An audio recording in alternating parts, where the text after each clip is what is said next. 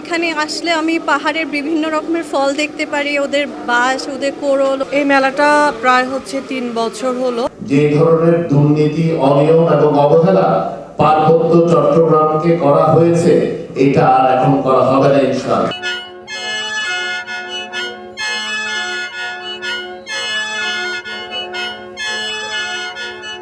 এই মেলাটা প্রায় ৩ বছর হলো আমরা করছি। তো এখানে পাহাড়ের ৩ পার্বত্য জেলা থেকে আমাদের এইখানে অনেক উৎপাদিত ফসলগুলো নিয়ে আসা হচ্ছে। এখানে এখন দেখা যাচ্ছে আমাদের লোকাল ফলের পাশাপাশি বিদেশি ফলগুলো কিন্তু অনেক জায়গা করে নিয়েছে। বিভিন্ন জায়গায় কিন্তু এই ফলগুলো এখন দেখা যাচ্ছে, যেমন মিয়াজাকি আম আর কি। আমাদের যে স্টল পার্বত্য চট্টগ্রাম উন্নয়ন বোর্ড থেকে এসেছি আমরা।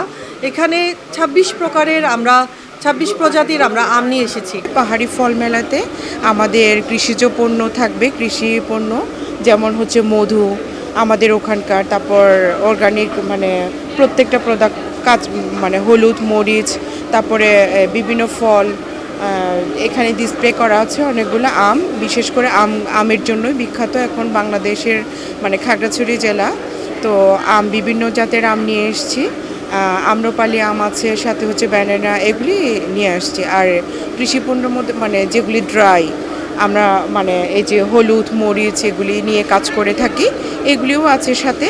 আমি আসলে প্রতিবারই পাহাড়ি ফল মেলায় আসি, যেহেতু খুবই ভালো লাগে। আর হচ্ছে যে এখানে আসলে আমি পাহাড়ের বিভিন্ন রকমের ফল দেখতে পারি, ওদের বাঁশ, ওদের কোরল, ওদের রাঙামাটি, বান্দরবন, এক এক জেলার এক এক রকম ফল খুবই ভালো লাগে। আর ওদের যেসব উৎপাদন আমাদের ঢাকা শহরে যেগুলো অনেক দামে ক্রয় করে, আমরা সহজে পাই না। তো বেসিক্যালি আমরা ওই ফলগুলো কিনে নিই। বিভিন্ন ফল টল দেখি, আমাদের দেশেও ঢাকায়ও সব পাওয়া যায়। তারপরেও এখানে আসলে মনে হয় একটু ভ্যারাইটিস আছে পাহাড়ের জিনিস, যেমন মরিচ কিনলাম। মানুষরা খুবই আগ্রহ নিয়ে এই ফল মেলা আমরা দেখতে এসেছি।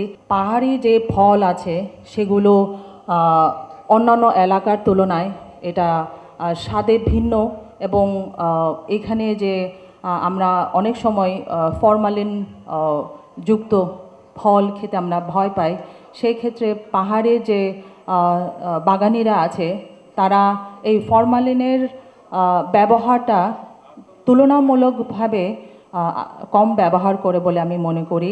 আমাদের এই ফল মেলার মধ্য দিয়ে আমরা দেশে এবং দেশের বাইরে এটাই প্রমাণ করতে চাই যে পাহাড় একটি উর্বর এবং মূল্যবান সম্পদ জায়গা। এখান থেকে বাংলাদেশের বেশিরভাগ ফল অথবা কৃষিভিত্তিক সম্পদ ফলন উৎপাদন করা সম্ভব, যা বাংলাদেশের চাহিদা মিটিয়ে বিদেশেও রপ্তানি করা সম্ভব এবং শুরু হয়েছে। আজকে পাহাড়ে কফি চাষ শুরু হয়েছে। ২০০১ সালে আমরা বিএনপি সরকারের আমলে কফি চাষ শুরু করেছিলাম, কিন্তু বিভিন্ন কারণে ওটাকে আমরা খুব সাস্টেইনেবল করতে পারিনি। যে ধরনের দুর্নীতি, অনিয়ম এবং অবহেলা পার্বত্য চট্টগ্রামকে করা হয়েছে, এটা আর এখন করা হবে না ইনশাআল্লাহ। আমরা এই অঞ্চলকে অগ্রাধিকার দিয়ে এই অঞ্চলের সকল বাসিন্দাদের, পাহাড়ি হোক, বাঙালি হোক, যারাই হোক, সকল বাংলাদেশিদের জীবনমান উন্নয়ন এবং তাদের অবকাঠামোগত উন্নয়নকে আমরা সর্বোচ্চ প্রায়োরিটি দিয়ে কাজ করব।